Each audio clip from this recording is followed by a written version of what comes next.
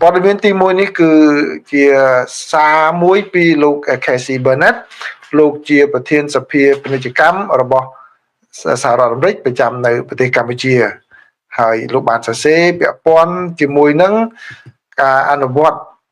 របស់ប្រទេសថៃពាក់ព័ន្ធជាមួយនឹងការបន្តឃុំឃាំងយុទ្ធជនរបស់កម្ពុជាចំនួន18រូបបាទដូច្នេះខ្ញុំសូមសង្ខេបសូមអានជូននៅអ្វីដែលលោក Casey បានសរសេរនៅថ្ងៃនេះមុននេះប្រហែលជាខ្ទង់មកដល់2ម៉ោងទេលោក Casey បានសរសេរថាប្រទេសថៃកំពុងរំលោភអនុសញ្ញាហ្សឺណែវដោយកាន់កាប់អ្នកទោសសង្គ្រាមកម្ពុជាចំនួន18នាក់បន្ទាប់ពីការបញ្ចប់សកម្មភាពប្រយុទ្ធមាត្រា118នៃអនុសញ្ញាហ្សឺណែវលើកទី3មានចែងថាអ្នកទោសសង្គ្រាមត្រូវតែបានដោះលែងនិង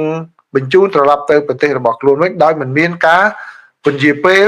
បន្ទាប់ពីការឈប់ប្រយុទ្ធយ៉ាងសកម្មនាយករដ្ឋមន្ត្រីថៃលោកអនុทิនកំពុងប្រើប្រាស់អ្នកទោសសង្គ្រាមទាំងនេះជាឧបករណ៍សង្កត់សង្កិនដើម្បីសម្រេចគោលបំណងមួយចំនួនដែលនឹងកើតឡើងឆ្ងាយបន្ទាប់ពីបញ្ចប់សកម្មភាពប្រយុទ្ធដែលជាការរំលោភអនុសញ្ញាហ្សឺណែវដោយចេតនានាយករដ្ឋមន្ត្រីថៃបាននិយាយថាការដោះលែងអ្នកទោសសង្គ្រាមនឹងគឺអាស្រ័យលើកម្ពុជាដកកងទ័ពចេញដោះមីនបង្ក្រាបប្រតិបត្តិការលួចបន្លំតាមអ៊ីនធឺណិតនិងរៀបចំដាក់និងអនុញ្ញាតឲ្យប្រជាពលរដ្ឋនិងរៀបចំលំនៅឋានឡើងវិញសម្រាប់ប្រជាពលរដ្ឋកម្ពុជាដែលគាត់អះអាងថាកំពុងរំលោភចូលលើទឹកដីថៃហើយលោក Casey បានបន្ថែមទៀតថានាយករដ្ឋមន្ត្រីថៃក៏បានរួមគ្នាជាមួយនឹងរដ្ឋមន្ត្រីការពារជាតិនៃប្រទេសថៃគឺលោកឧត្តមសេនីយ៍ណផានិកដែលគ្រប់គ្រងគោលនយោបាយនេះដោយថ្លែងថាលក្ខខណ្ឌក្នុងការដោះលែងអ្នកទោសសង្គ្រាមកម្ពុជាអាស្រ័យលើបញ្ហាដូចជាការអនុវត្តច្បាប់ប្រឆាំងនឹងជនឆបោកតាមអនឡាញនិងការគ្រប់គ្រងតាមព្រំដែននាយករដ្ឋមន្ត្រីថៃអនុทิនបានទាមទារឲ្យបញ្ចប់សកម្មភាពលួចបន្លំឆបោកប៉ុន្តែគាត់បានបញ្ឆោតសហរដ្ឋអាមេរិកនិងកម្ពុជានៅពេលចុះហត្ថលេខាលើកិច្ចព្រមព្រៀងសន្តិភាពថ្ងៃទី26ខែតុលាមាត្រា5នៃចំណុចទី5នៃកិច្ចព្រមព្រៀងនេះមានចែងថាជាការបង្ហាញពីបំណងប្រាថ្នារបស់ប្រទេសថៃក្នុងការលើកកម្ពស់ការជឿជាក់និងទំនុកចិត្តគ្នារវាងគ្នាគឺប្រទេសថៃទៅតែដោះលែងអ្នកទោសសង្គ្រាមដោយឲ្យបានឆាប់រហ័សឥឡូវនេះមានរយៈពេលជាង1ខែទៅហើយបាទអ្នកទោសសង្គ្រាមចំនួន18នាក់នោះនៅតែត្រូវបានឃុំឃាំងដោយបង្ខំនេះគឺជាការបន្លំបោកប្រាស់បាទនេះគឺជាការសរសេរជាភាសាខ្មែររបស់លោក Casey ណាខ្ញុំសូមអានតាមភាសាខ្មែរដែលលោកបានបង្ហោះដោយកែសម្រួលខ្លះៗបន្តិចបន្តួចដែរតាមភាសាខ្មែរដែលលោកបានបង្ហោះបាទនេះគឺជាអ្វីដែលលោក Casey បានលើកឡើងនេះតែជារឿងមួយសំខាន់ណាពីព្រោះអីលោកធ្វើការងារជាមួយនឹងខាងសហរដ្ឋអាមេរិកហើយលោកធ្វើការងារជាមួយនឹងប្រទេសកម្ពុជាតែជាស្ពានរវាងប្រទេសទាំងពីរហើយលោកបានបង្ហាញចំហបែបនេះគឺមានផលប៉ះពាល់ណាមានផលប៉ះពាល់ទៅលើការសម្រេចចិត្តនានារបស់សហរដ្ឋអាមេរិកផងដែរដោយដែលខ្ញុំបានជម្រាបប្រិយមិត្តចឹងហើយគឺការសម្រេចចិត្តរបស់សហរដ្ឋអាមេរិកក៏ត្រូវការប្រមូលព័ត៌មានពីនៅអ្នកដែលនៅមូលដ្ឋានហ្នឹងដែរទូយ៉ាងដូចជាមានពីស្ថានទូតរបស់សហរដ្ឋអាមេរិកនៅកម្ពុជាស្ថានទូតសហរដ្ឋអាមេរិកនៅខាងប្រទេសថៃហើយនឹងដូចជាសកម្មអ្នកសំខាន់មួយចំនួនដូចជាលោក Casey នឹងជាដើមក៏មានការចូលរួមក៏ផ្ដល់ជាមតិទៅដល់ខាងសហរដ្ឋអាមេរិកផងដែរអញ្ចឹងគឺខ្ញុំឃើញប្រិយមិត្តមួយចំនួនបានចូលទៅ comment អរគុណគាត់បើចូលទៅ Facebook របស់ខ្ញុំដាក់ឈ្មោះពេលដែលខ្ញុំសរសេរឈ្មោះគាត់ហ្នឹងខ្ញុំដាក់តំណនៅក្នុងហ្នឹងគឺអាចចុចលើឈ្មោះគាត់ហ្នឹងទៅដល់ Facebook របស់គាត់ដើម្បីថ្លែងអំណរគុណគាត់ផងដែរព្រោះគាត់ខិតខំប្រឹងប្រែងច្រើនណាស់ជួយប្រទេសកម្ពុជាដូចខ្ញុំធ្លាប់បានជម្រាបហើយខ្ញុំស្គាល់លោក Casey តាំងពីខ្ញុំនៅធ្វើការនៅ UN ពេលហ្នឹងយើងអញ្ជើញគាត់កាលនោះមកចាំដល់គាត់ Camp Ad ហ្នឹងគឺបរិញ្ញាបត្រភាសាអង់គ្លេសទេកាលហ្នឹងបរិញ្ញាបត្រភាសាអង់គ្លេសទេហើយយើងបានអញ្ជើញគាត់មកឲ្យបង្រៀនបុគ្គលិករបស់អង្គការសហប្រជាជាតិមួយចំនួនដែលនៅមិនទាន់មានភាសាអង់គ្លេសល្អឲ្យបានសុក្រិតថែមទៀតពីព្រោះជំនាន់នោះ គឺនៅក្នុងប្រទេសកម្ពុជាតាមបណ្ដាប្រទេសនានាគឺ UN តម្រូវឲ្យប្រឡងជាពិសេសទៅជំនួយការឡើងទៅគេឲ្យប្រឡងភាសាអង់គ្លេសហ្នឹង English proficiency ហ្នឹងឲ្យបានគ្រប់គ្នាទាំងអស់អញ្ចឹងដើម្បីជួយអ្នកទាំងអស់នោះឲ្យបានប្រឡងជាប់យើងក៏រៀបចំបង្រៀនភាសាអង់គ្លេសហើយអញ្ជើញលោក Casey មកបង្រៀននៅកន្លែងនោះផងដែរអញ្ចឹងណាបាទស្គាល់គាត់តាំងពីយូរហើយឥឡូវនេះគាត់បានធ្វើកិច្ចការច្រើនសម្រាប់ប្រទេសកម្ពុជាបាទនេះគឺជាព័ត៌មានទី1ហើយមានបន្ថែមសារបានបន្តិច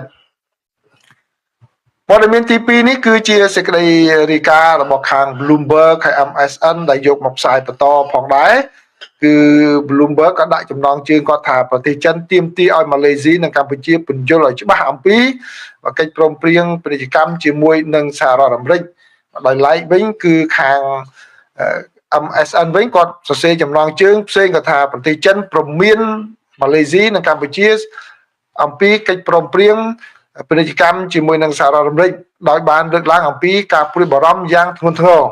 នេះគឺជាសេចក្តីរាយការណ៍របស់ MSN អញ្ចឹងខ្ញុំសូមដកស្រង់ពី MSN មកជម្រាបជូនប្រិយមិត្តសេចក្តីរាយការណ៍នេះគឺចេញនៅថ្ងៃទី28ខែវិច្ឆិកានេះនៅថ្ងៃនេះមុននេះបន្តិចណាបាទបើតាម MSN បានរាយការណ៍ថាប្រទេសចិនបានចេញសេចក្តីថ្កោលទោសដោយផ្ទាល់ទៅកាន់ប្រទេសម៉ាឡេស៊ីនិងកម្ពុជាដោយបានដាក់ពាក្យតវ៉ាជាផ្លូវការលើកិច្ចព្រមព្រៀងពាណិជ្ជកម្មថ្មីដែលប្រទេសទាំងពីរបានចុះហត្ថលេខាជាមួយសហរដ្ឋអាមេរិកកាលពីខែមុន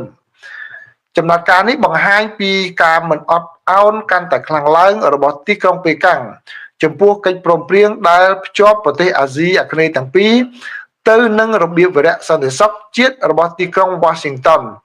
ដោយដាក់តំបន់នេះនៅចំណុចកណ្ដាលនៃការប្រកួតប្រជែងដ៏ខ្លាំងក្លារបស់មហាអំណាចនេះបើយោងតាមការចុះផ្សាយរបស់សារព័ត៌មាន Bloomberg ស្ថានភាពនេះបង្ហាញពីចំណុចដ៏រសើបដ៏តឹងរ៉ឹងដែលប្រទេសទាំងពីរត្រូវដើរប្រទេសចិននៅតែជាដៃគូសេដ្ឋកិច្ចដ៏សំខាន់មួយប៉ុន្តែការគម្រាមកំហែងនៃពន្ធគយពីសហរដ្ឋអាមេរិកក្រោមការដឹកនាំរបស់ប្រធានាធិបតី Donald Trump បានបង្ខំឲ្យប្រទេសជាច្រើនធ្វើសម្បទានពាណិជ្ជកម្មនិងសន្តិសុខកាន់តែច្រើនដល់ទីក្រុង Washington កិច្ចព្រមព្រៀងនេះគឺជាផ្នែកមួយនៃកិច្ចព្រមព្រៀងជាច្រើនដែលបានចុះហត្ថលេខាក្នុងអំឡុងដំណើរទស្សនកិច្ចថ្មីៗរបស់លោក Trump នៅទ្វីបអាស៊ីដែលក៏រួមបញ្ចូលទាំងមានកិច្ចព្រមព្រៀងជាមួយប្រទេសវៀតណាមនិងថៃផងដែរជាថ្នូរនឹងការបដិញ្ញាចិត្តផ្នែកសន្តិសុខប្រទេសម៉ាឡេស៊ីនឹងទទួលបានសិទ្ធិសម្រាប់ទំនិញនិងសេវាកម្មរបស់ខ្លួនមួយចំនួនរួមទាំងការលើកលែងបន្ថែមទៀតពីពន្ធគយបដិការចំនួន 19% របស់លោកត្រាំលើទំនិញមួយចំនួន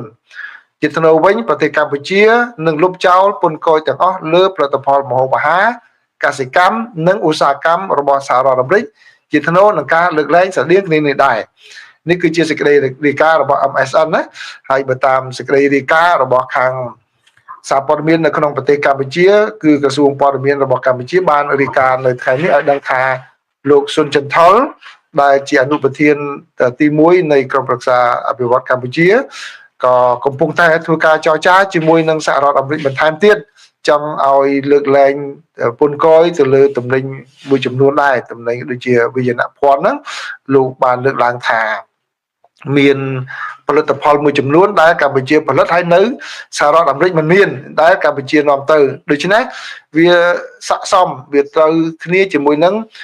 និយមន័យរបស់សហរដ្ឋអាមេរិកថាបើសិនជាទំនិញណាដែលសហរដ្ឋអាមេរិកមិនមានហើយនាំចូលគឺរួចពន្ធអញ្ចឹងដូច្នេះកម្ពុជាក៏កំពុងតែចរចាទៅលើបញ្ហានេះផងដែរបាទប៉ុន្តែអ្វីដែលជាចំណុចសំខាន់នៅក្នុងសាច់រឿងនេះគឺមិនមែនជារឿង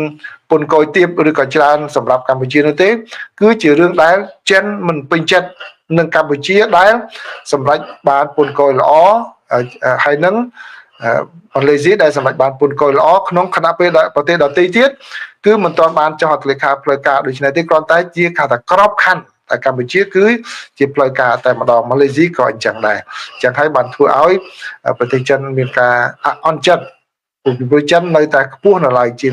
30% បាទនេះគឺជាការវិវត្តមួយណាបើសិនជាមានការវិវត្តយ៉ាងណាទៀតខ្ញុំនឹងជម្រាបជូនប្រិមិត្តហើយនៅល្ងាចនេះខ្ញុំនឹង ធ្វើអត្ថបទមួយជាវីដេអូឲ្យប្រិមិត្តបានមើលពាក់ព័ន្ធជាមួយនឹងការខិតខំប្រឹងប្រែងបន្ថែមទៀតរបស់កម្ពុជានេះហើយក៏ដូចជាការដែលអ្នកវិភាគរបស់ថៃដាក់សម្ពាធទៅលើរដ្ឋាភិបាលរបស់លោកអនុทิនឲ្យធ្វើយ៉ាងណាចរចាពាណិជ្ជកម្មជាមួយនឹងសហរដ្ឋអាមេរិកឲ្យបានល្អប្រសើរព័ត៌មានទី3នេះគឺពាក់ព័ន្ធជាមួយនឹងស្ថានភាពទឹកជំនន់នៅក្នុងប្រទេសថៃឥឡូវនេះគឺជាសេចក្តីរាយការណ៍របស់កាសែតខាង Khawsod ភាសាអង់គ្លេសក៏ប៉ុន្តែសារព័ត៌មានផ្សេងៗទៀតក៏បានផ្សាយដែរខ្ញុំដកស្រង់ Khawsod នេះដោយសារតែ Khawsod ក៏មានដំណឹងក្តៅទើបតែចេញផ្សាយមុននេះបន្តិចប្រហែលជា1ម៉ោងមុននេះគឺពាក់ព័ន្ធនឹងការដែលលោកអនុทิនឆាន់វីរគុលនាយករដ្ឋមន្ត្រីនៃប្រទេសថៃបានទទួលស្គាល់កំហុសក្នុងការដោះស្រាយបញ្ហាទឹកជំនន់និងសំទោសជាសាធារណៈដល់មហាជនរបស់គាត់បាទគឺគាត់ថ្លែងបែបនេះនៅក្នុងពេលដែលគាត់ទៅដល់ការជំរុំបណ្ដោះអាសន្នដែលរៀបចំឡើងសម្រាប់ប្រជាពលរដ្ឋដែលរត់មកគេចពីទឹកជំនន់នៅឯសាកលវិទ្យាល័យមួយនៅក្នុងខេត្តសង្ខឡាស្រុកហាត់យ៉ៃហើយនៅពេលនោះគឺលោកអនុទានបានផ្ដល់បទសម្ភាសន៍ដល់អ្នកសារព័ត៌មានអំឡុងពេលដែលលោកទៅពិនិត្យមើលផលប៉ះពាល់ដោយទឹកជំនន់នោះពេលនោះអ្នកសារព័ត៌មានបានសួរសំណួរច្រើនក្នុងនោះមានសំណួរអំពីសាកសពអ្នកស្រុកដែលជាអ្នកកាន់សាសនាអ៊ីស្លាមដែលបានស្លាប់នោះតើរដ្ឋាភិបាលនឹងត្រូវដោះស្រាយយ៉ាងណា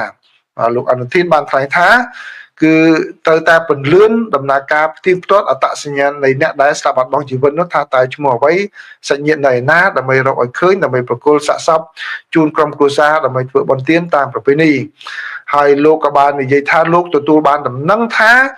ចំនួនសាកសពមានជាង100នាក់ហើយបាទនេះឥឡូវនេះគឺជាស្ថានភាពបច្ចុប្បន្នភាពចុងក្រោយគឺលោកអនុทินមានប្រសាសន៍ដោយខ្លួនឯងតែម្ដងថាមានជាង100នាក់អ្នកដែលស្លាប់ដោយសារទឹកជំនន់ប៉ុន្តែមិនទាន់ដឹងថា100ប៉ុន្មានទេហើយលោកបន្ថែមថាមន្ត្រីអ្នកជំនាញខាងធ្វើកុសលវិច័យនឹងជាង20នាក់បានទៅដល់កន្លែងកើតហេតុដែលមានសាកសពនឹងហើយ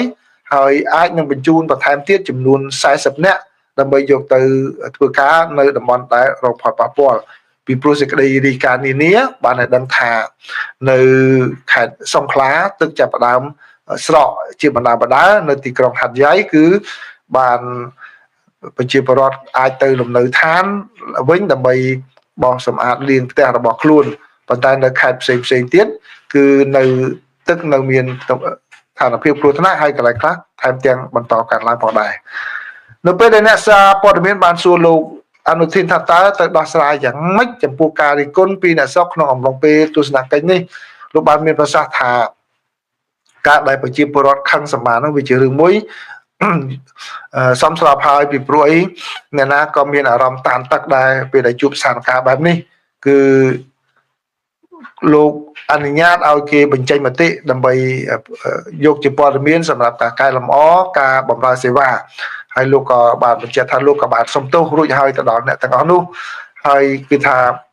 អ្វីដែលទាំងអស់នោះគឺជារដ្ឋាភិបាលខិតខំប្រឹងប្រែងដោះស្រាយបញ្ហានេះហើយលោកបាននិយាយថាគឺការយកប្រជាពលរដ្ឋមកដាក់នៅទីនេះនោះគឺជាការខុសឆ្គងមួយដែលរៀបចំមិនបានល្អរួចទៅហើយដូច្នេះគិតថាมันមានអ្វីដែលអាក្រក់ជាងនេះតទៅទៀតនោះទេហើយលោកអនុทินបានបញ្ជាក់ថាលោកក៏មានអារម្មណ៍តានតឹងដែរឃើញប្រជាពលរដ្ឋរងទុក្ខវេទនាបែបនេះដោយសារតែគ្រោះធម្មជាតិហើយគាត់ក៏ដូចជាអ្នករងគ្រោះដោយផ្ទាល់ដែរគឺមានអារម្មណ៍លំបាកហើយ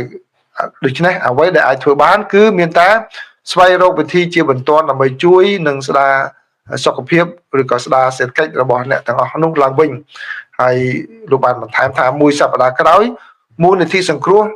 និងសំណងនឹងទៅដល់ប្រជាពលរដ្ឋហើយលោកអនុទានបានសួរថាតើឲ្យមន្ត្រីដើម្បីពិនិត្យមើលថាតើស្បៀងអាហារដែលផ្ដល់ទៅដល់ប្រជាពលរដ្ឋទាំងអស់នោះតើគ្រប់គ្រាន់ឬទេហើយអ្នកមួយចំនួនមន្ត្រីមួយចំនួនបានរាយការណ៍ប្រាប់នាយករដ្ឋមន្ត្រីថាស្បៀងអាហារគ្រប់គ្រាន់ហើយប្រជាពលរដ្ឋដែលភៀសខ្លួនមួយចំនួនក៏បានត្រឡប់ទៅលំនៅឋានវិញដែរជាអតិភិបគឺថៃនឹងត្រូវស្ដារអគ្គិសនីឡើងវិញឲ្យបានឆាប់រហ័សមុនពេលដែលពួកគេចាក់ចេញពីកន្លែងមជ្ឈមណ្ឌលសម្រាប់នេះទៅលំនៅឋានវិញហើយនៅសប្តាហ៍ក្រោយគឺ ប្រាក់សំណងចំនួន2លានបាតនឹងធ្វើឡើងសម្រាប់អ្នកដែលបានស្លាប់បាត់បង់ជីវិតក្នុងម្នាក់ហើយនេះជាគោលនយោបាយដែលរដ្ឋាភិបាលថៃនឹងផ្ដល់ជូនដល់ជនរងគ្រោះទាំងអស់នោះបាទនេះគឺជាព័ត៌មានទី3ណាដែលខ្ញុំរៀបចំជូនប្រិយមិត្តទាំងអស់គ្នាពាក់ព័ន្ធជាមួយនឹងស្ថានភាពទឹកជំនន់នៅក្នុងប្រទេសថៃហើយនឹងចំណាត់ការរបស់រដ្ឋាភិបាលលោកអនុทิនឆាន់វីរកុលហើយព័ត៌មានទី4នេះប្រិមិត្តខ្ញុំបានជូនជា breaking news ភ្លាមនៅពេលដែលរឿងនេះកើតឡើងហើយប្រិមិត្តស្ដាប់ច្បាស់ដែរណាជាពិសេសខ្មែរអាមេរិកាំងនៅសហរដ្ឋអាមេរិកនេះហើយនឹងអ្នកដែលមានបំណងចង់មករស់នៅអចិន្ត្រៃយ៍នៅសហរដ្ឋអាមេរិកនេះតើមានផលប៉ះពាល់យ៉ាងម៉េចចំពោះការសម្រេចចិត្តរបស់លោកប្រធានាធិបតី Donald Trump កាលពីយប់មិញគឺសម្រេចចិត្តយ៉ាងតក់ក្រហល់តែម្ដងបើតាមសេចក្តីរាយការណ៍នេះឲ្យដឹងថាប្រធានាធិបតីសហរដ្ឋអាមេរិកលោក Donald Trump គឺកាលពីយប់ថ្ងៃប្រហ័សនៅក្នុងសហរដ្ឋអាមេរិកតែទៅជាព្រឹកថ្ងៃសុក្រនៅប្រទេសកម្ពុជាថ្ងៃទី28ណានៅកម្ពុជា28ខែវិច្ឆិកាឆ្នាំ2025ហ្នឹងគឺលោកប្រកាសអំពីផែនការដ៏ទូលំទូលាយមួយក្នុងការរឹតបន្តឹងច្បាប់អន្តោប្រវេសន៍រួមទាំងការផ្អាកការធ្វើចំណាក់ស្រុកទទួលយកប្រទេសប្រជាពលរដ្ឋដែលមកពីប្រទេសគេហៅថា third world country គឺភាសាបច្ចេកទេសតាំងពីមុនគឺគេហៅថាប្រទេសតតយលោកប្រទេសតតយលោកអាចមានអ្នកឆ្ងល់ថាប្រទេសនឹងយ៉ាងម៉េចណាចាំខ្ញុំបញ្យល់នៅពេលក្រោយហើយក៏ដូចជាលុបចោល benefit អត្ថប្រយោជន៍និងប្រាក់ឧបត្ថម្ភរបស់រដ្ឋាភិបាលសហព័ន្ធទាំងអស់តែម្ដងលុបចោលទាំងអស់តែម្ដងដល់ចំពោះពលរដ្ឋដែលនៅសហរដ្ឋអាមេរិកនេះដែលមិនមែនជាសញ្ជាតិអាមេរិកាំងចឹងអ្នកដែល green card green អីហ្នឹងគឺដែលទទួលផលប្រយោជន៍ពីកម្មវិធីរបស់សហព័ន្ធគឺផ្ដាច់ចោលតែម្ដងអាចនៅតាមឋានៈរដ្ឋនៅតាមឋានៈរដ្ឋគឺអត់មានទាន់ដឹងឡើយប៉ុន្តែកម្មវិធីរបស់សហព័ន្ធអាចនឹងប៉ះពាល់ហើយចឹងដូច្នេះអាចនឹងមានកម្មវិធី snap កម្មវិធីអីហ្នឹងគឺយ៉ាងម៉េចឬក៏ food stamp ហ្នឹងមិនទាន់ច្បាស់នៅឡើយទេពីព្រោះលោកទៅតែសម្ដេចយកមិញអញ្ចឹងក្នុងរយៈពេលប្រហែលថ្ងៃទៀតហ្នឹងអាចនឹងមានព័ត៌មានពិស្ដារបន្ថែមទៀតនៅក្នុងការបង្ហោះសំទោស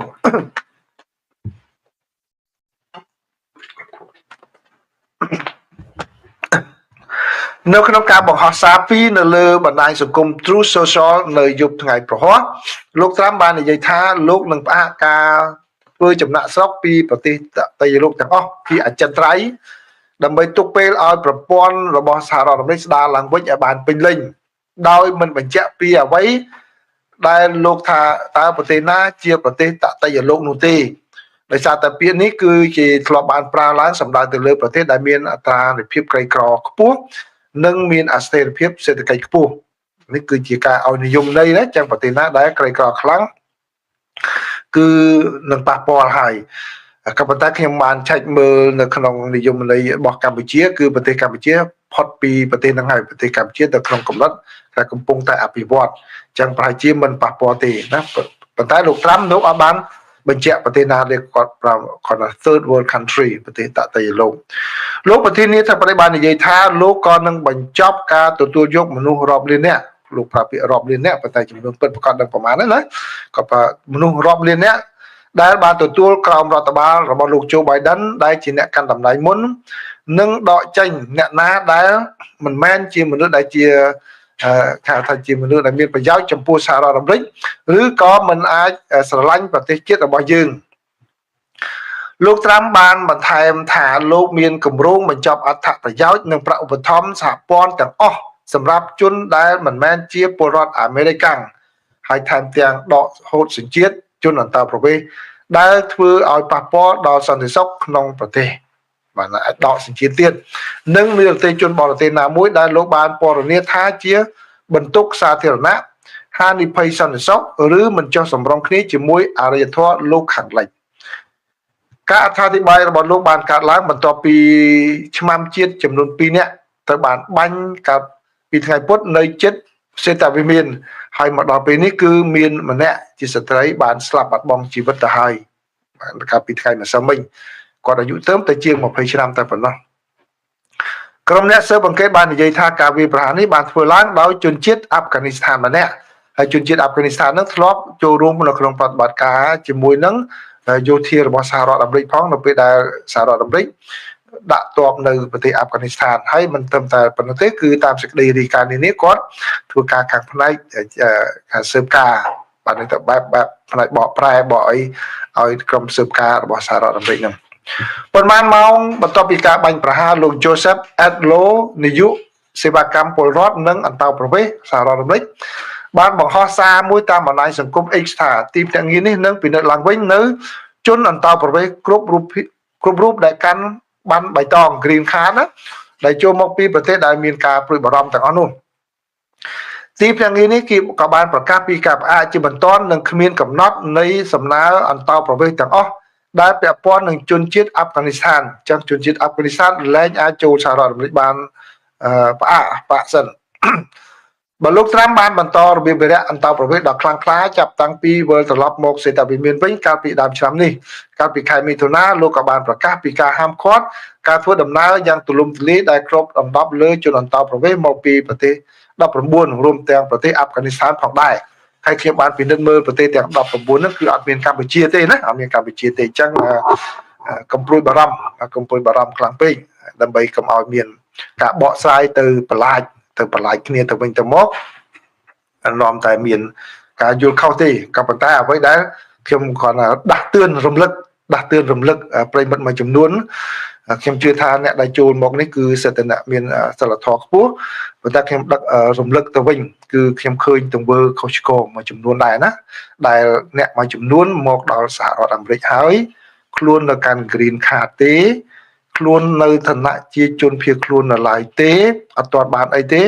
ក៏ប៉ុន្តែជាបតិចផ្ដាសាពលរដ្ឋអាមេរិកហ្នឹងយ៉ាងចាស់ដៃតែម្ដងខ្ញុំនិយាយដោយចំករណីតែម្ដងគឺជាបតិចផ្ដាសាលោក Michael Alfaro នឹងសម្បំណាស់បាទទាំងខ្លួនមិនទាំងស្គាល់ឈ្មោះ Michael នឹងច្បាស់ផងហៅគេថា Michelle ប៉ុន្តែជាគេសាហាវដូចផ្ទះអញ្ចឹងគឺគួរតែបញ្ឈប់អាទង្វើបែបនេះណាបើសិនបើគេអាចនឹងប្តឹងបានណាកុំខ្ញុំមិនចង់ឲ្យមានរឿងរ៉ាវអាក្រក់ណាកើតឡើងចំពោះខ្មែរយើងដែលមកដល់អាមេរិកនេះទេទាំងអ្នកណាកាន់ជើងបកណាក៏ដោយខ្ញុំអត់ចង់ឲ្យមានរឿងរ៉ាវកើតឡើងទេអញ្ចឹងគាត់ថាយើងបញ្ឈប់អាទង្វើដែលអត់សិលធម៌ទៅយើងនៅក្នុងប្រទេសកម្ពុជាយើងជេររដ្ឋាភិបាលខ្លួនឯងរហូតដល់រត់គេចមកស្រុកអាមេរិកហើយណារត់គេចមកស្រុកអាមេរិកហើយមកជេរពលរដ្ឋអាមេរិកទៀតទាំងខ្លួននៅឋានៈជាជនភៀសខ្លួននៅឡើយទេអញ្ចឹងខ្ញុំសូមរំលឹកអ្នកទាំងអស់នោះកុំយកអាទង្វើអសិលធម៌បែបនេះមកដល់សហរដ្ឋអាមេរិកអីបើសិនជាគេខាងគេអាចប្តឹងបានណាគេអាចប្តឹងបានយើងនៅតែជាជនភៀសខ្លួននៅឡើយទេខ្ញុំដឹងច្បាស់អ្នកណានិយាយយ៉ាងម៉េចដាក់អ្នកណាខ្ញុំដឹងណាដូចខ្ញុំបាននិយាយប្រាប់ចឹងគេដឹងណាបាទអញ្ចឹងគាត់ថាគឺបើយើងនៅរួចខ្លួនដោយសារតែគេមិនធ្វើទេអញ្ចឹងដូច្នេះគួរបញ្ឈប់អាទង្វើនេះហើយជំហររបស់ខ្ញុំគឺខ្ញុំអត់ចង់ឲ្យរឿងអាក្រក់កើតឡើងទៅលើពលរដ្ឋខ្មែរណាម្នាក់ទេដែលមកនៅសហរដ្ឋអាមេរិកនេះបាទអញ្ចឹងគួរបញ្ឈប់មែនតើទៅ Green Card ទេហើយប៉ុន្តែបតិចផ្ដាសាជាគេនឹងសាហាវណាស់សាហាវមែនតើតែខ្ញុំមើលទៅពាក្យពេចន៍មួយចំនួនអត់អាចទទួលយកបានទេបាទជាពិសេសប៉ះទៅដល់អ្នកដែលគេខិតនៅអាមេរិកនេះគឺមិនមែនសាសខ្មែរយើងទៀតណាគេសាសដែលអាមេរិកគេនៅនេះទៀតហើយយើងប៉ះគេសម្បំណាស់កុំគិតថាគេអត់ដឹងណាចឹងគួរប្រយ័ត្នចំណុចនេះផងណាបាទអញ្ចឹងសូមអរគុណខ្ញុំមិនមែនយកឱកាសនេះទៅបន្លាចគ្នាយើងទេអញ្ចឹងកុំឲ្យមានការបកស្រាយច្រឡំណាបាទ